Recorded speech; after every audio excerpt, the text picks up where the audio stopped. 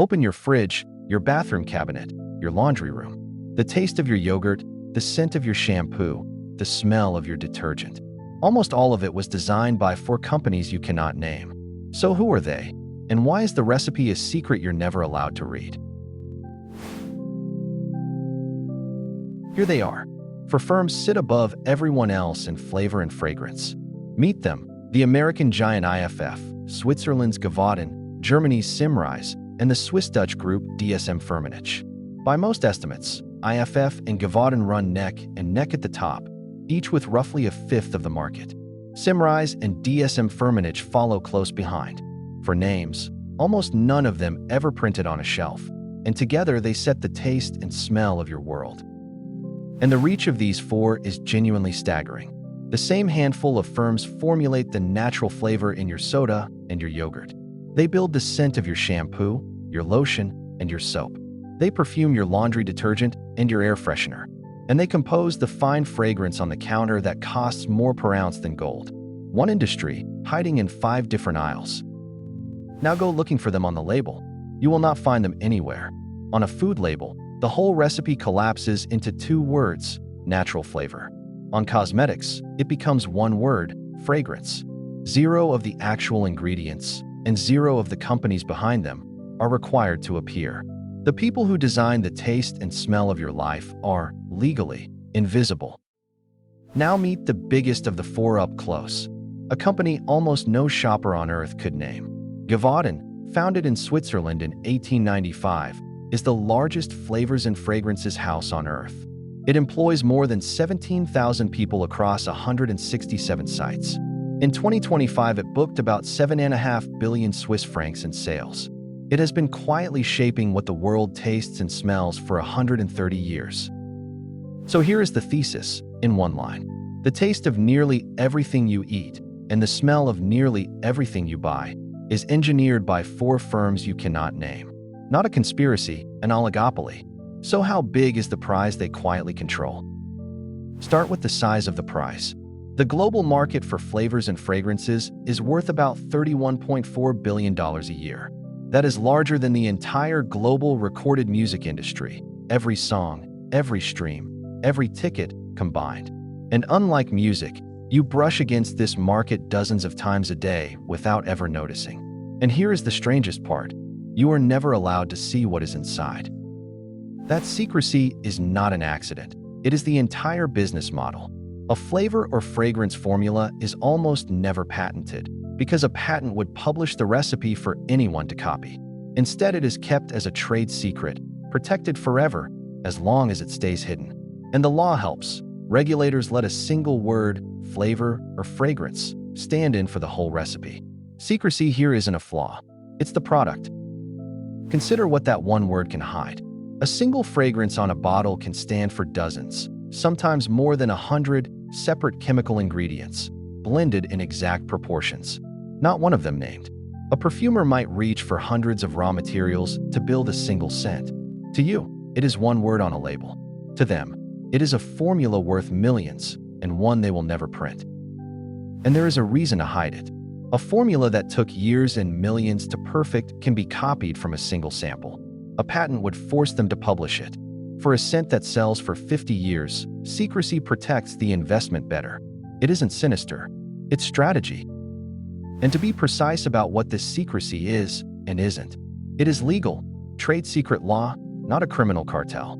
It is competitive. The 4 fight fiercely, contract by contract, for every brand's business. And it is regulated.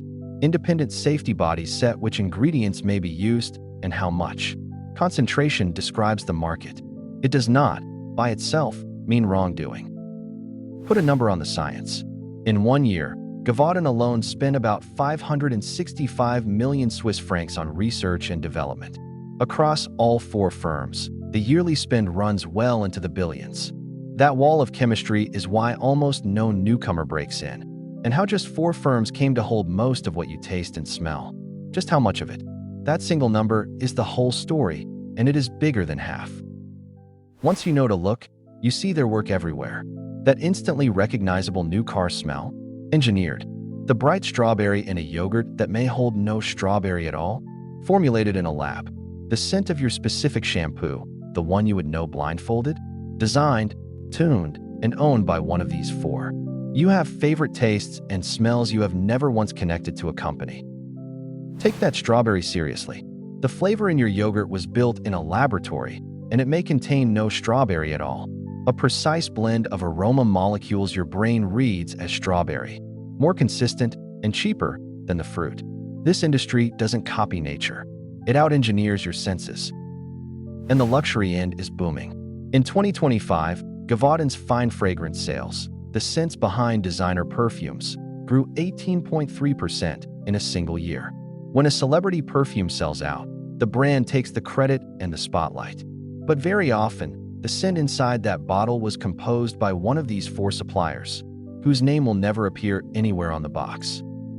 This is the sleight of hand at the heart of it. The perfume house designs the bottle, the campaign, and the story. The four firms very often compose the actual smell. And you, the buyer, are never told which supplier made the scent you fell in love with. The brand you can name did the marketing. The company you cannot name did the chemistry. Which leads to a strange truth. You have never bought their product, and you buy it every single day. There is no aisle of a modern supermarket these four firms do not touch. Food, drink, beauty, cleaning, and scent. You cannot really opt out. So is this something to be alarmed about? A hidden hand flavoring the whole world? Here the honest answer gets more interesting. Before you judge them, give the industry its fair hearing. It has a real case. First, science. These firms spend billions making flavors and scents stable, safe, and reproducible. Second, consistency. Your favorite soda tastes identical in Tokyo, Toronto, and Lagos because one formula travels the world. Third, safety. Ingredients are tested and regulated, with an industry body setting limits on what may be used. This is not amateur hour. And the science is not a slogan, it is the moat.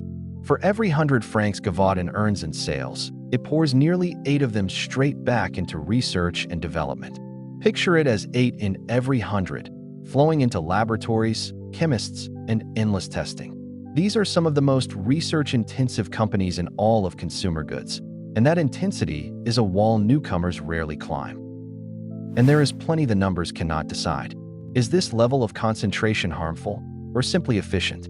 Should labels be forced to reveal more, or would that just hand finished recipes to copycats? Is a world of engineered, identical flavor a quiet loss, or a real convenience? These are judgments, not statistics. But there is one thing the data can show you plainly, just how tightly these four hold the market. Here it is. Split the entire flavors and fragrances market into slices, and four companies take more than half of it, closer to 2/3. Givaudan, IFF, Symrise, and DSM-Firmenich together hold around 60%.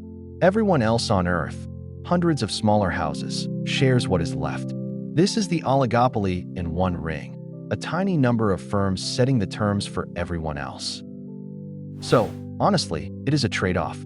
The price of a perfect, identical strawberry is never knowing who made it or what's inside.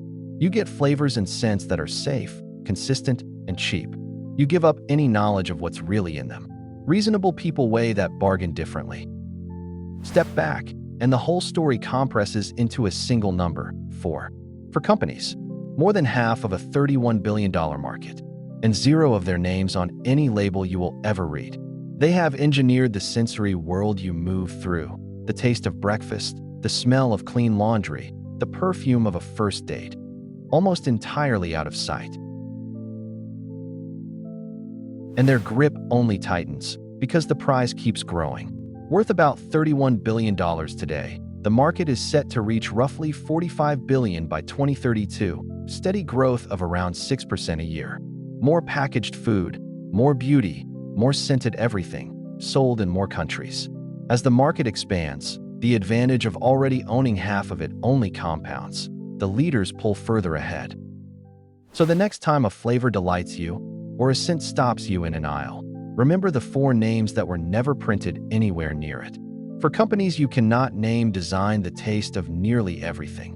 Maybe the most invisible power in your kitchen. You can't see them, you can't quite avoid them, and now, at least, you know that they are there.